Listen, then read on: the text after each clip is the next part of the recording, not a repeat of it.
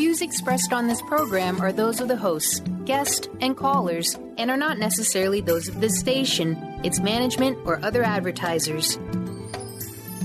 You're listening to Transformation Talk Radio.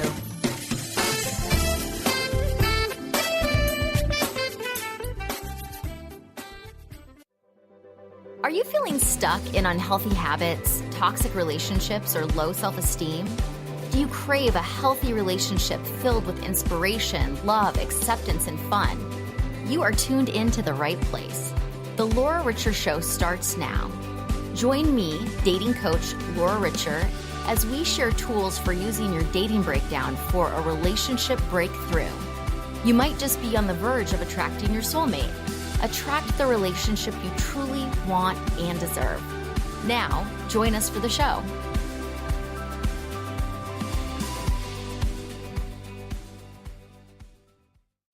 Good morning and happy spring, everyone. Welcome to the Laura Richer Show, broadcasting here on Transformation Talk Radio. I am your host, Laura Richer, and I am joined today with my co-host, Andi Lucas. Hey, Andi. Hello. Hi. Hi. I'm so glad to be here. I am so glad to have you. We have such a fun topic to talk about today. So just to tell you a little bit more about me, I am Laura Richer. I am a dating and relationship coach. I am the owner of Richer Healing in Seattle, Washington. And I am also the creator of the Richer Love Program. And Andi, tell us a little bit about you. I am the founder and owner of Hummingbird Marketing Services. We build websites, write content, digital advertising, social media, all of it. And I have loved working with Laura because I've co-created the Sisterhood, which is the group support portion of the Richer Love Program. Yes. Which, if you haven't heard before, the Richer Love Program is a dating program to support women on their journey to finding the one. So today we're going to talk about, since it's spring, it was fitting that we would talk about doing a little spring cleaning. Mm-hmm. And I have been obsessed with Marie Kondo. Do you know who that is, Andi? I have heard of her, and I've heard of her method. Yes, the KonMari Method, yes. Which is the method of getting rid of everything that doesn't spark joy. So I was introduced to Marie a couple of years ago. One of my clients came in and she had all of these pictures of how immaculate her house was, and all of her clothes were folded perfectly in their drawers, and she had 2 small children. So this was no small feat that she had accomplished this. And so that is when I was turned on to Marie Kondo. And then Netflix has a special about her right now. So nice. In an effort to tidy up my own home, I've been watching her strategy, and it was interesting to me how her strategy is kind of the strategy I use in the Richer Love Program to help people clean out their emotional closet, if you will, and get rid of the old mental and emotional clutter that are keeping them from moving forward in their dating lives in the way that is the most beneficial to them. And really how having a lot of clutter in your physical space is a metaphor for the clutter that's going on in your internal world. So I thought that would be a really fun topic to talk about today, to do a little spring cleaning for your emotional life. Absolutely. And for me, clutter has been a big part of my life, most of my life, up until the past year. So, well, and you had to move. So that really brought your clutter right in front of your face. That absolutely really helped. So, I mean, the first, to give you a little background, I am the daughter of a hoarder. And I don't know why my father held on to stuff. I don't know if it was because he was the oldest of 7 children and things were always taken from him. As soon as he got something, the other kids would take it. But he really held on to a lot of stuff. And when he passed, we were kind of left with all of this stuff and really had no idea what to do with it and what his intention was in keeping it. And, it's kind of overwhelming. And so over my life, I have really accumulated so much stuff, and I have such a hard time getting rid of stuff. And so about a year, last January it was, Zach, my partner, encouraged me to start on my pantry because it was just kind of overwhelming and I just had all this stuff, and we started getting rid of it. I had like 45 wine glasses, I don't even know if I know 45 people to have wine at my house. So why I had all quite a party. It would be. But once we started going through the pantry and we divided it into 3 kind of manageable parts, it was the most freeing experience of my life to get rid of this stuff. And then it got to a point where, okay, I'm going to sell my house so that we could buy something together. And I had to clean out my house. And it was fantastic to get rid of so much stuff, making daily trips to Goodwill, getting rid of just stuff that I didn't need anymore. I wasn't using, I had never used. It was fantastic. And then once we moved into the new house, we have continued to kind of get rid of stuff. And it's been fantastic. So I feel free. I feel light. I know what I have. I know where everything is. And I'm actually using what I have, which is fantastic. So decluttering for me has been an amazing and fantastic process. It really changes the energy and really helps you create space in your life. Did you find the process difficult? Getting started was absolutely difficult, and I felt afraid. Mm. And that is a question I had. Like, why do you think it is so hard for people to let go? Because I was faced with this fear of, and I don't even understand why I was afraid to let go of 45 wine glasses. Well, there's so much emotional attachment around stuff. And I think that I love talking about this as a metaphor for emotional things as well, because it's really all the same. So, why do people hold on to negative stories from the past? Just like, why do people hold on to all of this clutter, all this stuff that they're no longer using? And I think it is scary to let it go, because you don't know if you let it go, is it actually something that you need that you're going to miss later? Is Yeah. somebody going to be disappointed? Did you let go of mom's, prized teacups or something, and that she's going to be disappointed in you if you didn't hold on to those things? Kind of what I think of that relates to that emotionally is like the stories that we tell about ourselves within our family dynamics of who we are and what our role Yes. is within the family. If we let that go, who's going to be disappointed by that? Or what is going to be the detriment to the relationships in my lives for doing that? Yeah. So I think there's a lot of reasons why it's difficult to let go. I also think it just seems sometimes so overwhelming.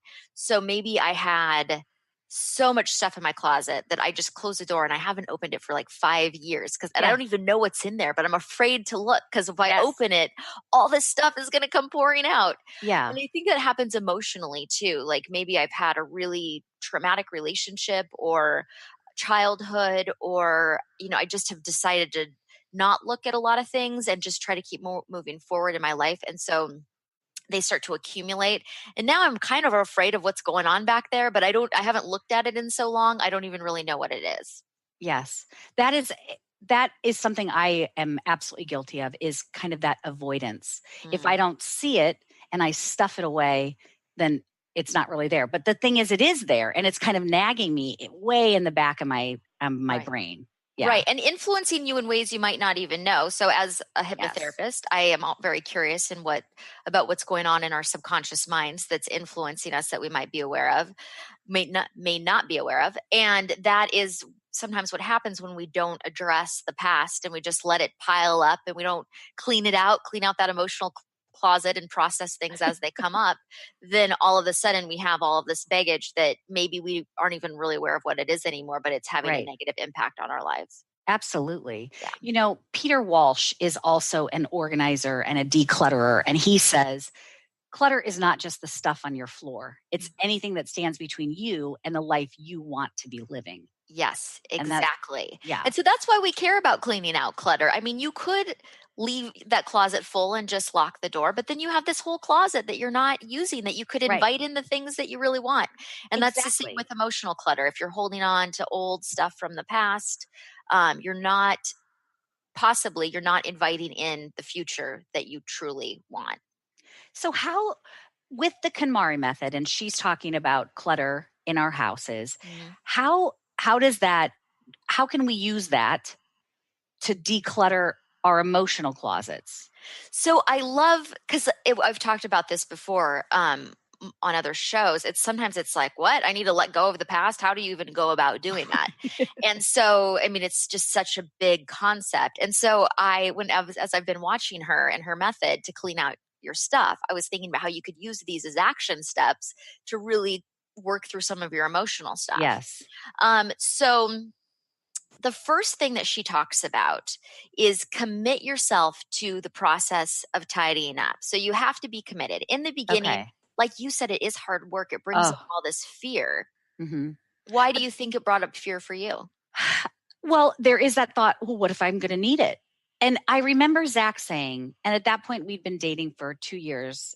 And he was like, I said, well, what if we have a party and, we have all these people? And he was like, we have not had a party. And if we do, we can get other glasses. And frankly, you have a lot of glasses in the kitchen that you have. So like, there's no need to be holding on to all of this stuff. Yeah. So it was that fear of I'm going to need this and now I'm not going to have it.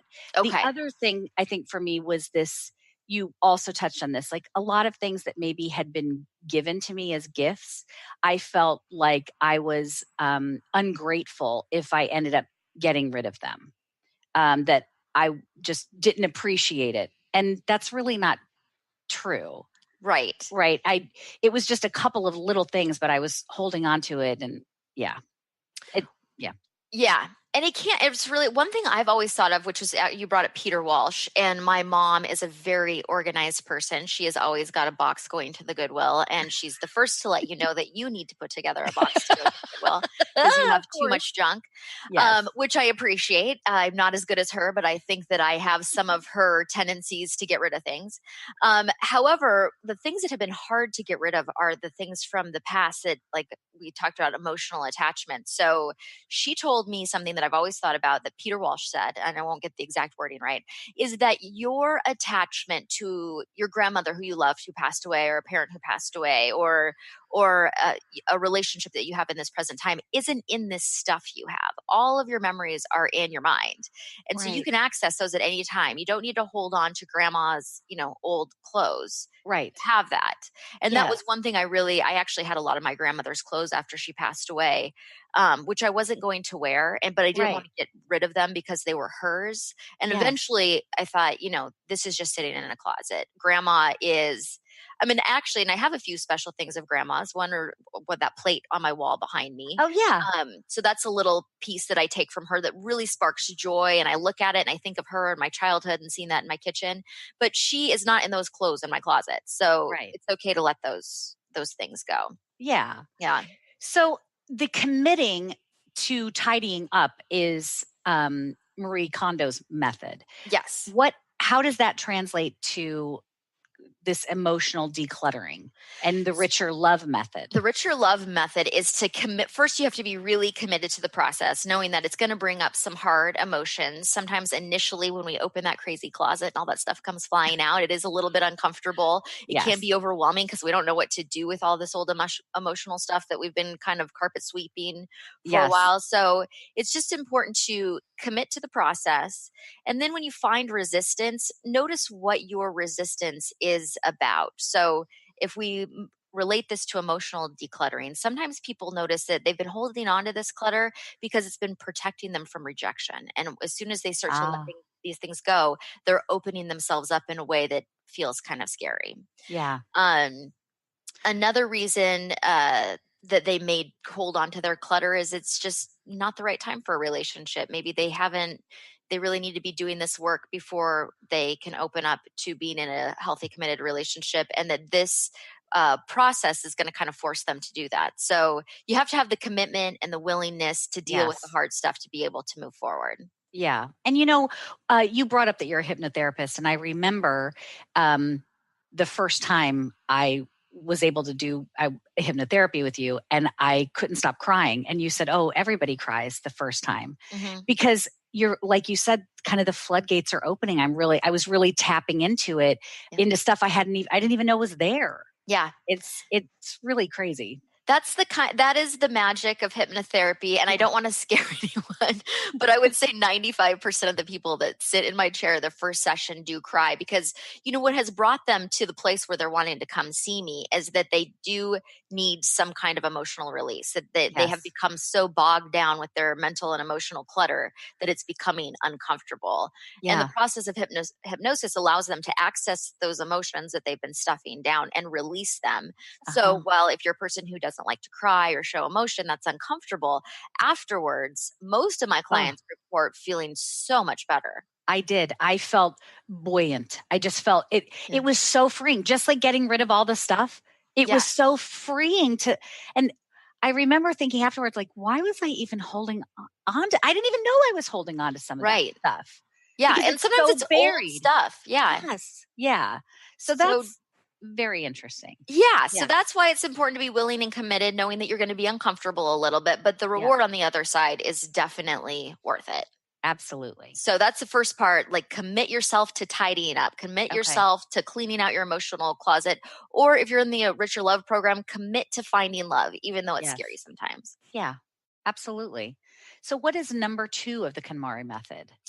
So the other point she says is imagine your ideal lifestyle. So did you tap into this at all when you were moving and cleaning out your stuff and merging 2 Yes. households and all that fun stuff? Yes, because it was a struggle. The market had changed and we had put offers on several different houses that we didn't get and we weren't finding the right thing and my house wasn't selling and it was a lot of pressure. And so we both were visualizing what it would feel like. And for me, I felt us in our house, wherever that was, where we felt warm, the cats, the dog were there, and we were cooking dinner together and having a glass of wine and just enjoying our house together. And that is what I kept visualizing. Yeah. And that really helped me get through it. So, to create a result in any aspect of our lives, whether it's finding a relationship or letting go of the past or manifesting a certain amount of income or whatever you want, if you can't imagine that as a possibility, you really can't make it happen. Right. So, that is, I love that she says, imagine your ideal lifestyle. Like, you have to be able to see what might be on the other side of this mess that you're trying to Yes. clean up. Yeah. So, that is, I used this very much, the law of attraction, when I was single and dating. In the beginning, I used it to focus on what I didn't want. And so I brought more of that into my life. I kept imagining Yes. all the bad things that could happen. And Absolutely. then there they were. Mm-hmm. But I also got to a place where I started to just really focus on my attention on what it would look like to be in my ideal relationship, what I would feel like, what that would feel like. And while I started focusing there and I didn't know who the person was going to be, I really, by the time I met him, I could imagine what it would be like to be in that relationship. And so I had to Yeah. do that work first before I could actually get the result. So that is the power of the law of attraction and visualization, is you have to be able to imagine what you want is possible. I was just reading an article by Mark Manson, and he's kind of famous for this no BS thought on living life. And he had said that it was an article about the 3 things that we were never really taught. And one of them is to not take things so personally. Like, we're never really taught that. We take it's all about me. Mm-hmm.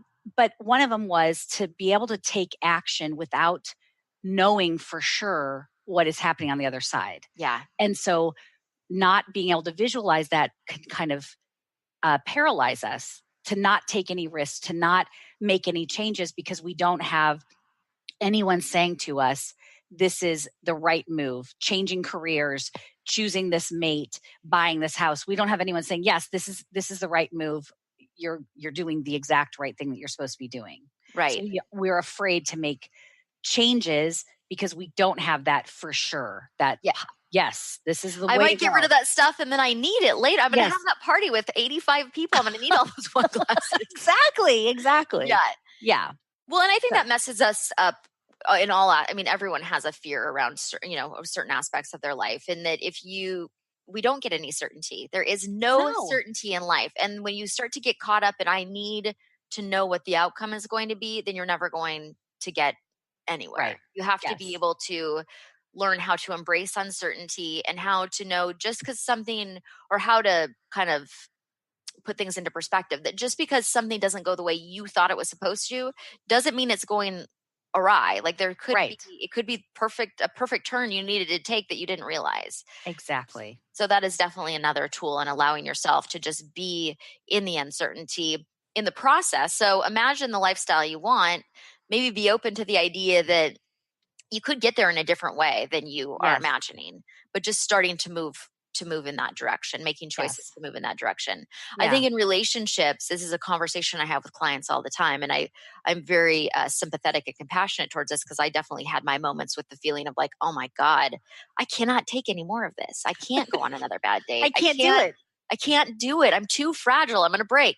No. But saying like, I don't want to be disappointed. Well, unfortunately, to know whether it's going to work or not, you're going to have to get in there and then you might be disappointed. That's part Yeah. of the risk. But you're always going to learn something in the process. Yes. I believe every disappointment is getting us closer to a result. It's Yes. getting us really clear on what doesn't work and it helps us correct to go in the right direction. Yeah. So just because you don't know how to get there doesn't really matter. You just need to imagine the result you want to create. Exactly. And you'll get there. Yes. Yeah. So we're committing ourselves to the process. We're imagining our ideal lifestyle. What happens next? What's the next part of the method? So the next part of the process is to finish discarding first. So she says before you arrange everything in the order that you want it to be in, first you need to get rid of all of the stuff that no longer serves you.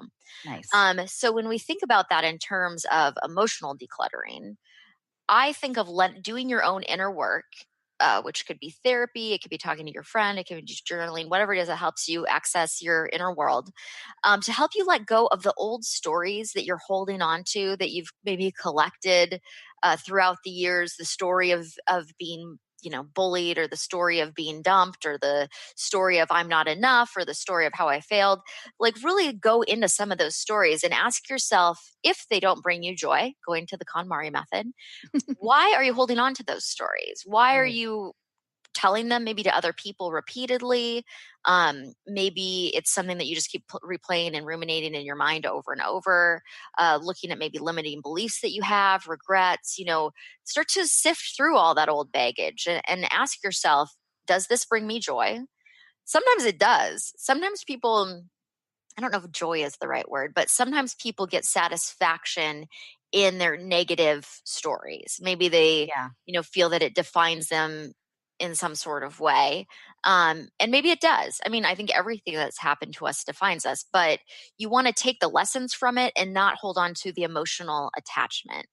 So if I went through a negative experience like a divorce, I want to take the lessons that I learned through that experience. Yes. I feel like personally, my divorce taught me a lot about life and really helped me move my life in a direction that I was meant to go. Absolutely. But I don't feel an attachment to it. I don't feel upset or regret or disappointed when I think about it anymore. So while it is part of my story, I cleaned that out of my closet a while ago, that isn't, I'm not attached to that experience anymore. There's nothing that you could say to me that would trigger me emotionally about that experience. But you have let go of all of the things that you learned from it. Yes, I keep the learnings, and I use them in my Rich Your Love program for people because I got a lot of good lessons out of that.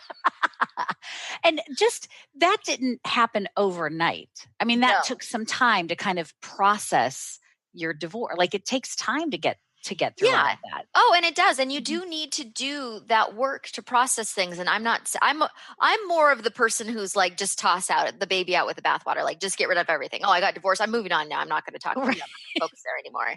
And that's not beneficial either, because that's just carpet sweeping. You're still having the same, you're going to have to deal with that stuff eventually. So I don't recommend doing that. But at the same time, if you're holding on to an experience that happened 20 years ago, you might need to really dig in and see what that is about. Because I promise you, if it's a negative experience, it's not helping you create anything positive in your life today. It's probably a story of being victimized. And while it's true that people find themselves in situations where they are victimized, it's a choice whether you remain a victim of that story your entire life or if you choose to move on from it.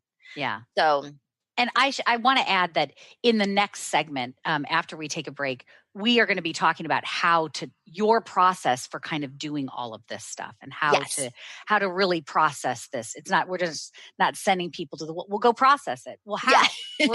We're going to be sharing that. I will give you some action tools. I think that that's very important. I work with clients often who are like, I just don't want to keep talking about this. Like, tell me what to do. So I'm a very action step oriented person. We'll give you some tips on how to start this process. Yeah.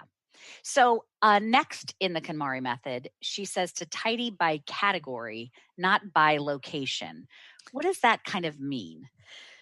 Well, in your house, she's saying, address your issue with your clothes first, for example. So if you have clothes in every room, she doesn't want you to just focus on the room. She wants you to focus on the topic, the clothes, or, whatever the next category of stuff is. Okay. So I was thinking about this in terms of emotional decluttering. And I really like this idea because it it does help you take small and consistent steps to letting things go. So I like to address the smallest problem first. Yep. So maybe something small is that you're having conflict in your current life with your coworkers or something. So maybe that's not a super triggering issue. Maybe we're going to start by working on resolving what's going on there. But then there's this big issue of childhood stuff. And so we might not start with the childhood stuff. We need to get there eventually. But we're going to tidy up what's going on in your work life first, and then we will move on to the next topic. I think it becomes very overwhelming to think I have to resolve every category of every life issue in this one program or one session. So you can't possibly starting small. And I feel like when you take small steps, it does feel kind of rewarding. Mm-hmm. Like, oh, I just made that change, or I just fixed this issue.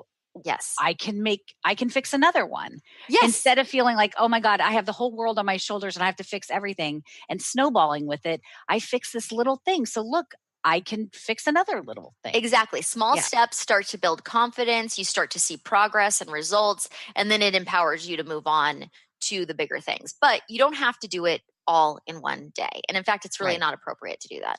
No, that I would be in tears all day. Yeah. Right. It'd just be too much. Yeah.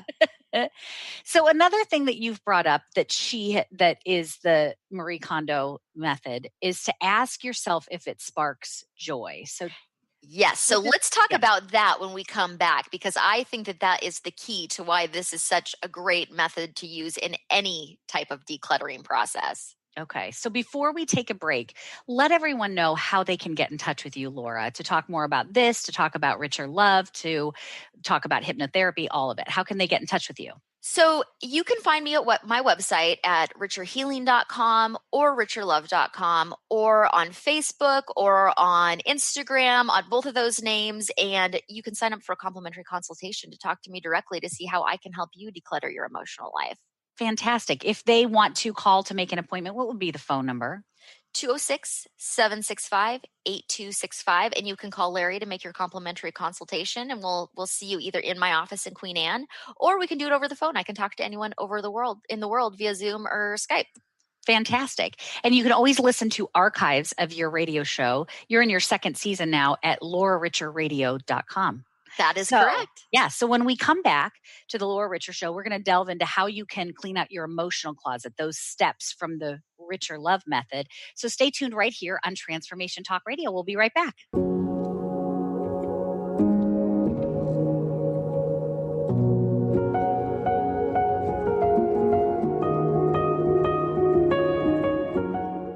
Are you new to playing with the law of attraction, or a seasoned pro looking for an easy and organized way to monitor your co-creation endeavors as you draw them from the immaterial planes into your physical reality?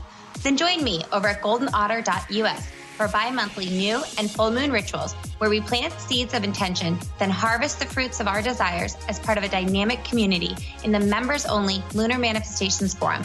I'm Autumn Seibel, host of Golden Otter Radio, where the metaphysical meets the mainstream, and I can't wait to meet you. What is holding you back from living the life you are meant to live? Why is it vital to believe in something bigger than yourself? Are you in physical or emotional pain? Tune in monthly to Vibrant Purposeful Living. Awaken the vibrant life within you with Lou Paradise and Dr. Pat on TransformationTalkRadio.com. Lou's passion is to help everyone experience positive solutions for life.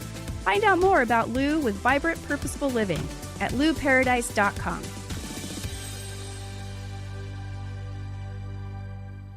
The Knowledge Book, currently studied in 39 countries and 15 languages around the world, accelerates our evolution, takes us out of depression, offers universal truth, protects us, and makes us stronger, both spiritually and physically.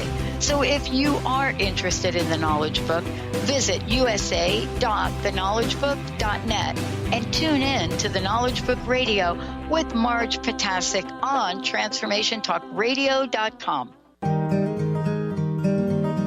Interested in deepening your spiritual practice? The School for Esoteric Studies offers online training to spiritual seekers from all paths of life and individual coaching. Our courses synthesize Eastern and Western spiritual traditions based on meditation, study, and service applied to everyday life. To learn more about our courses and services, please visit www.esotericstudies.net.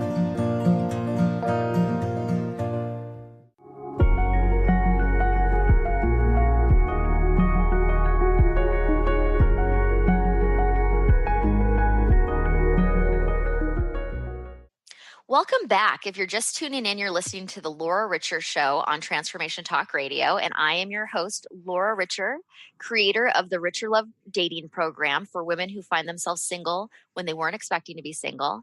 And I am here with my lovely co-host, Andi Lucas, Hello. the owner of Hummingbird Marketing Services. Hey, Andi. Hello, Laura. Hello, everyone. So today Spring we've been is in the air. Spring is in the air, and that means that it is time for spring cleaning. Yes. So today we've been talking about Marie Kondo's The KonMari Method for decluttering and organizing your house. Perfect time of year to get all of that old stuff out of your house and start the year fresh. It's a time of bringing in what you want for this year to come. So you want to get rid of all that old garbage. But we are going to be talking about decluttering your emotional closet today. So we've kind of been going through Marie's steps throughout this program, as well as my steps for decluttering. The last one of Marie's steps that I think is the most important that I don't want to forget is, does it bring you joy? Does holding on to this clutter spark joy? So did you use that in your process, Andi, when you were letting go of the clutter in your house? Yes. After I finally got started with it and I was, full steam ahead, getting rid of stuff in the house to move, when I was really torn with something like, am I really going to hold on to this? I really thought about it. Do I feel happy when I see this? Am I going to put this out so I can regularly see it? If it does bring me happiness and joy, don't I want it to kind of showcase it? Like your plate. You have that up, you see that every time you go into your office and it makes you feel happy and like your grandmother is with you. So I kind of looked at that. Is this making me feel happy, or do I just feel nothing about this? And if I felt nothing, then I gave myself permission to get rid of it. Good. Yes. Or even more so, if it causes you stress, give yourself permission to get rid of it. Yes. For instance, there were a lot of books. So I had all these books by authors that I felt that I should be reading, like Kurt Vonnegut. I just felt like I should be reading. Why? It's just not my style. My sister loves his books, but I allowed myself to get rid of those because it was actually causing me stress of, oh my God, these books that I'm moving and I'm never going to read them. And what's wrong with me that I'm not reading these books? Okay, get rid of them. Sorry. And if I want it, I can buy another copy or I can go to the library. Well, and that is such a good point of clutter for in your home, and emotional clutter is the shoulds, right? So like before I do something, I should lose 20 pounds, or I should have more money, or I should be better at whatever. I should learn how to play the guitar, whatever it is that you're putting on your should list. It is very good to go, is this something I am ever going to do? Because if it's not, it's going to just be clutter that's going to bog you down, and it's going to keep you from doing the things that you actually want to be doing. And make you feel bad. Yeah. Yes. I remember that episode of Sex and the City where she says, are we shoulding ourselves to death? Yes. It's like, should I do this? I should be doing that. Based on what? Who's giving me that directive? It's all my own thing. Like, who is giving us that? Where does that come from, that you should be doing this? I think everywhere, from media, from our culture, from our family cultures, just the messages that we're being marketed to all the time. There's the idea to show that we're lacking something so that we need to buy something to fix that. Oh, yeah. So all of that is just giving us subliminal messages to make us sometimes we take that stuff in. Sometimes I don't think that I need what they're selling on what is the channel where they sell like the infomercial stuff? QVC? Yeah. Yes. Sometimes that just goes in and out of my mind. Oh, I see that. I don't need that. But Yes. sometimes there can be an image that, you need to lose weight. So you need to buy these weight loss vitamins or something. And then you're like, Yes. oh God, yes, I do need to lose weight. And then that becomes part of the clutter of keeping you, this belief that I need to lose weight keeps you from connecting with the people that you want to connect with, or it's just clutter that's gotten into the way. It may or may not even be true at all. Yeah. So sparking joy, when we are cleaning out our emotional closets, are we asking ourselves the same question? Like, so how do we do that?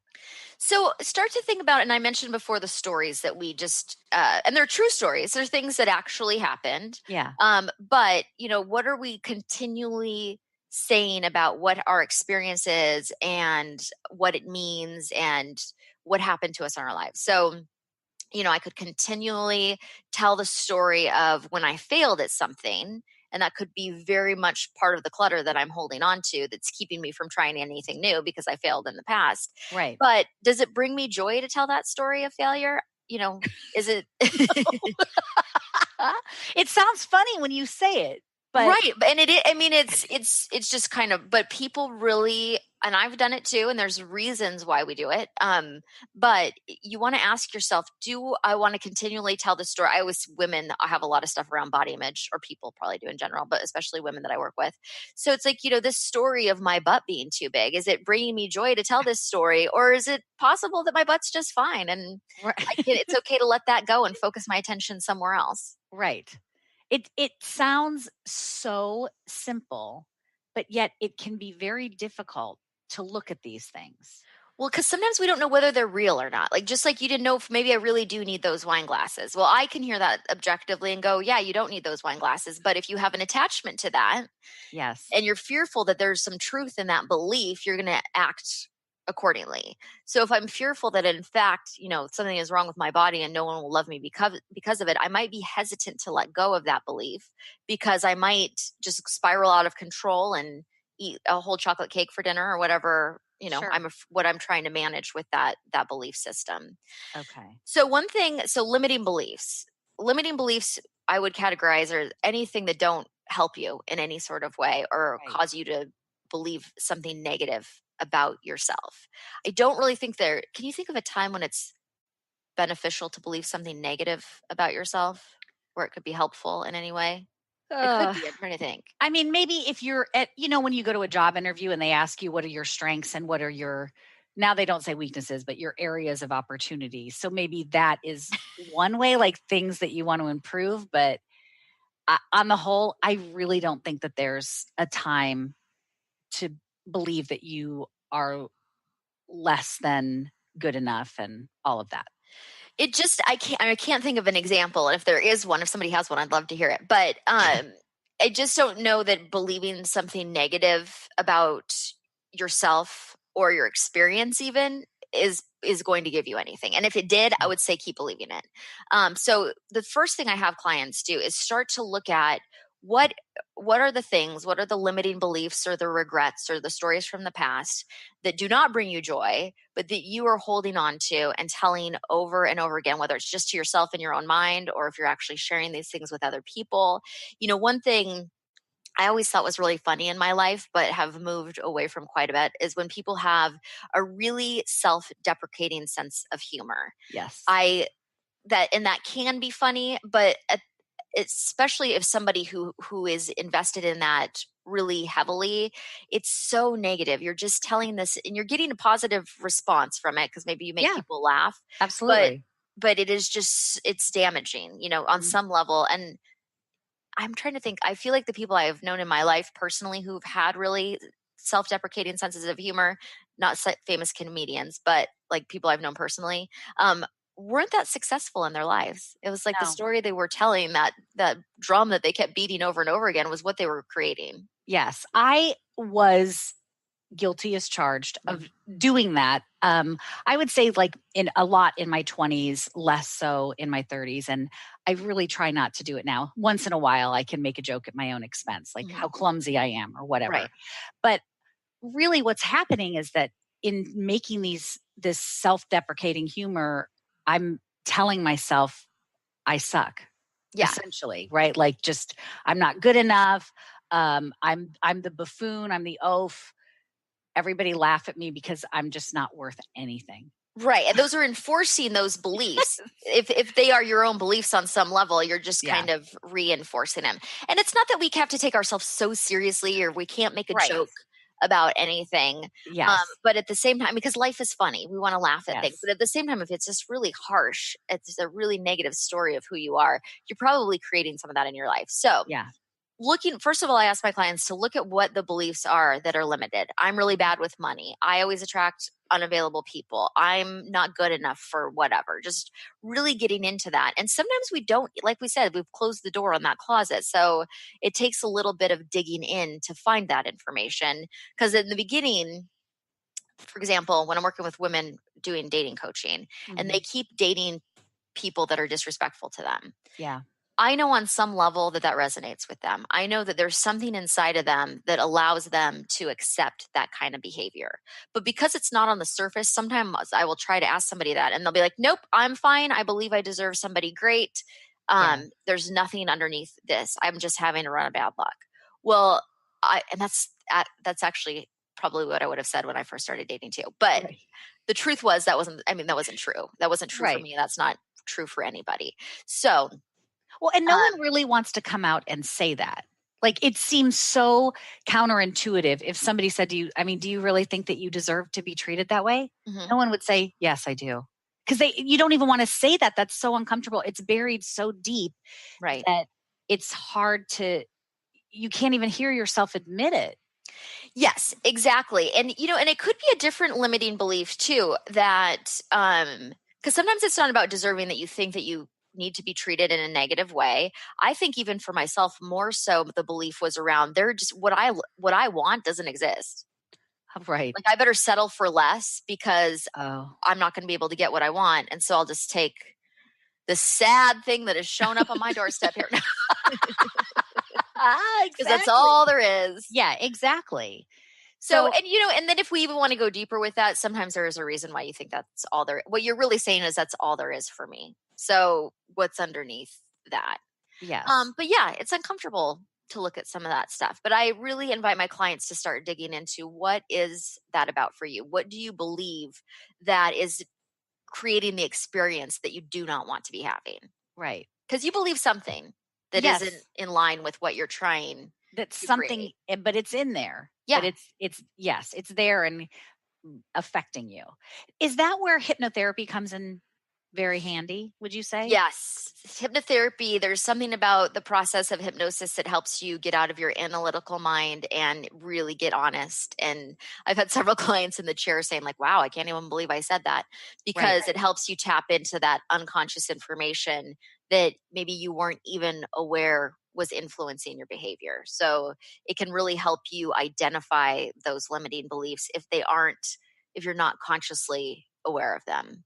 And the other thing is not to shame yourself. If we could have negative experiences, even with the most positive belief system, the key is that when you do have a positive belief system and a negative experience shows up, I mean, there's no guarantee you're never go head first into something that is all wrong for you because you're following the belief, oh God, nothing else is going to get here. Right. So that's the first step. Finding out what the heck is in that closet, what needs to go. And I know you are a big kind of fan of journaling because that kind of helps get it out there. Yeah, the process of sitting down, not everyone likes journaling, but I find that the process of sitting down and writing down your thoughts helps you go deeper and find out more information about what is going on in your mind. So what's her name? Julia Cameron, The Artist's Way? Yes. She has a book called The Artist's Way, which she talks about when you're journaling, you sit down and you just write, 2 or 3 pages of just pure garbage, just all the random thoughts that are floating around. Yeah. And then once you get past that, there's stuff that will start to come up from underneath that is the real juicy, creative information that you're looking for. Exactly. So I think that's the benefit of journaling, is it helps you clear the clutter and get under what's underneath that. If you don't like journaling, there are other ways to go about accessing that information. Like I already said, working with a hypnotherapist, any type of therapist, a coach, somebody who can help you peel the layers of what's going on. Yeah. Is really helpful.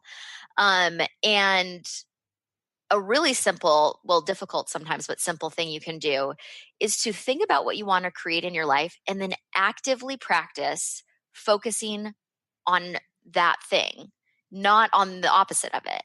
So if I really want to manifest a great relationship into my life, I need to actively focus on great relationships. I need to focus every time I see somebody who's in a great relationship, I need to make note of it. I need to look for examples of it in the media, in my personal life. But the problem is if I just go back and go, I want a great relationship, but there's none available. And I have proof. I have all this proof because my friends, my family, absolutely, reality TV, there's all kinds of examples of where it's not working out for people. Yeah. But if you focus your attention there, if you actively focus your attention there, you're just guiding yourself in that direction. So it's really focusing on it and seeing it. This goes back to that whole imagine your ideal life. So you're imagining, and I like that when you see a relationship that is good and positive, make note of it and think about what that couple is doing and what you admire about it and how you would like to see that in your own relationship. Yeah. And you can do that in any aspect, of your life. If your clutter's around money or your clutter is around your ability to achieve things. I've had some stress lately around money. We had a snowstorm here in Seattle. I didn't work for a week and then I had a surgery and I was out for a couple weeks and I started to get into this old story about, oh God, maybe that, I haven't worked as much as normal. Maybe there's not going to be enough money. And then my mind wants to start thinking about, in the future when who knows what kind of crazy stories come up. You just start snowballing. And something valid has happened. Like I wasn't working for a couple of weeks and that is true. I made less money during that time. However, I am actively trying not to focus my attention there because I don't want that worry and that to expand and end up being what I bring into my life, which is a lack of money.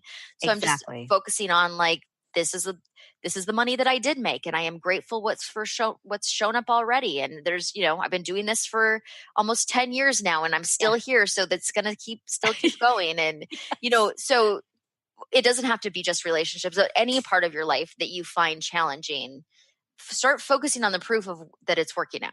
Yes. On the positive instead of drawing the negative continually back to you. Yeah. And we don't have to be delusional. I mean, we could address real issues as they come up, but I'm not talking about real issues. A lot of times people will say, well, then I won't be prepared if something bad happens. Well, you're not really, usually when you're doing that, you're not focusing on an actual issue that is happening. You're creating a story of what could happen in the future. And that's not real either. Yeah. That's awesome. So it does take, like you said, it's simple, but it takes practice and can be a little bit difficult because just like I have a hard time meditating because my mind starts to wander. So when I'm trying to actively think of these positive things, that little voice starts creeping up. Well, what about this? What about that? So it is simple. And those thoughts are there difficult. and they seem very real and scary. And, a lot of times they can be very true and valid. But I was just working with this, as you know, when I had a surgery a little while ago. And of course, it's scary to have surgery. And so my mind goes, well, some people have died under anesthesia before, like going to these dark places. And while that is an actual fact that some people have died under anesthesia, it is not going to do me any good to focus my attention there. So I have to direct it back to I have a healthy body, I have a great doctor, and while the information, because I think people get hung up on the idea that, but the information is true. What I'm focusing on is negative, but it's true. Well, you could focus there and it is true, but it's not going to create the result you want or the experience you want. You're going to be afraid all the time. Yeah. And that anxiety is debilitating sometimes, I think. Yeah.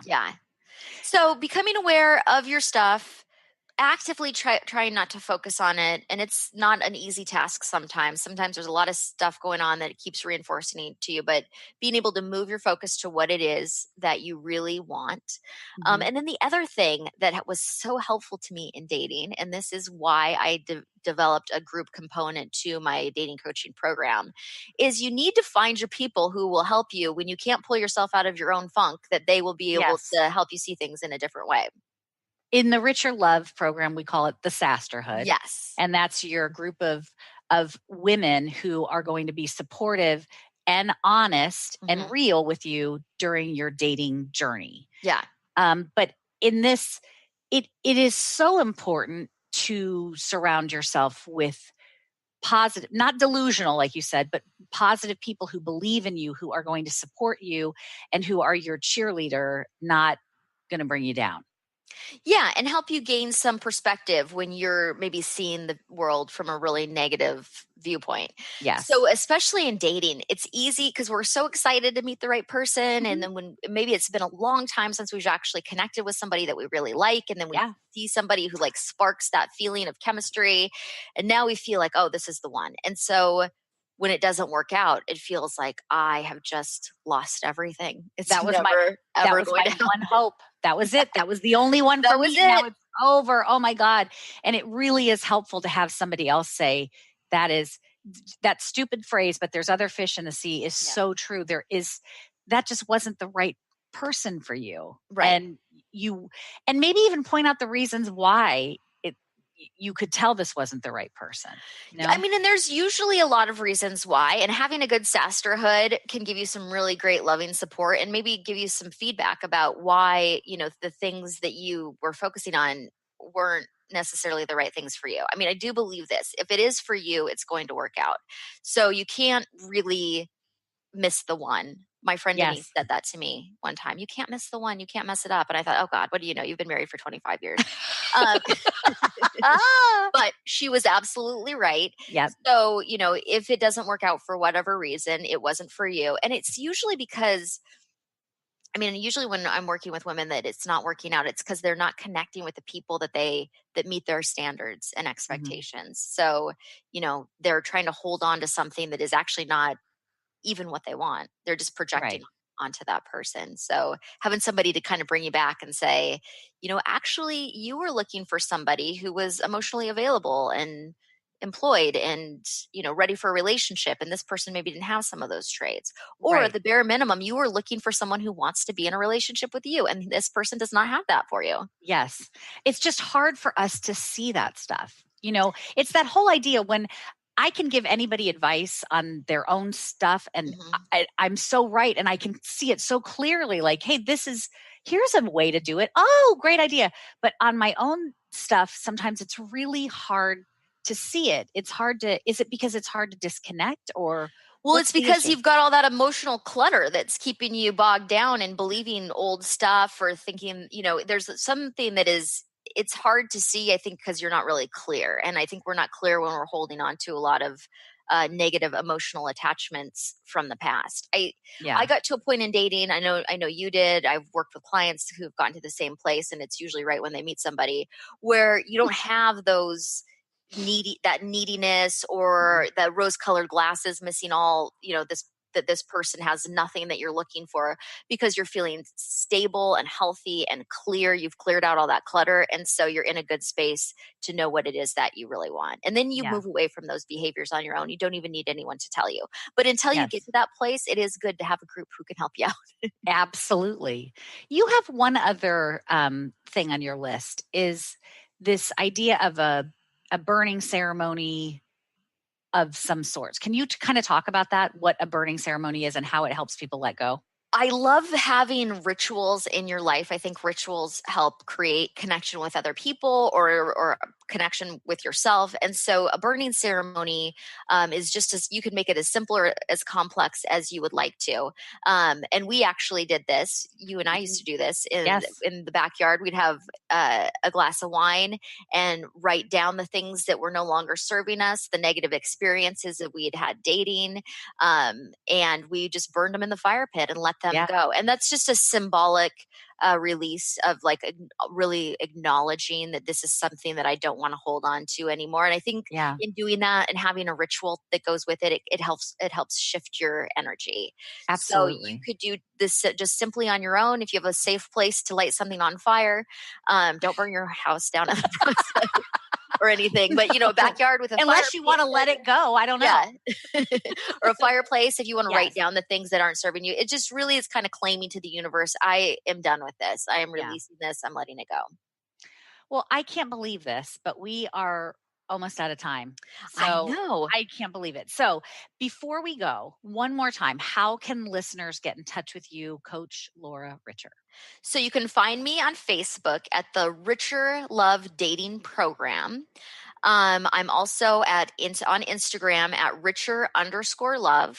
You can email me if you have a question at laura@richerlove.com. I offer a 30-minute complimentary consultation to all potential clients, either here in the Seattle area or if you'd like to do the Richer Love coaching program anywhere in the world.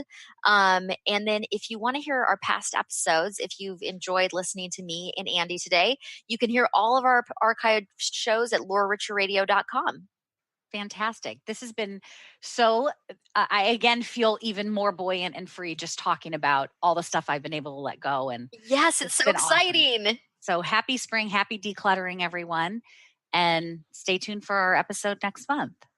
Thanks, everybody. Yeah. Bye. Bye.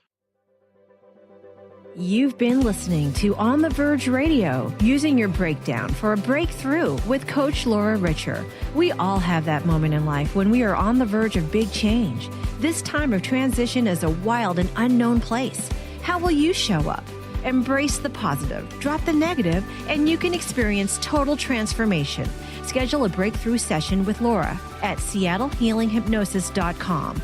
Laura will help you discover the path to creating rapid and positive changes. Tune in every month for On the Verge Radio with Laura Richer.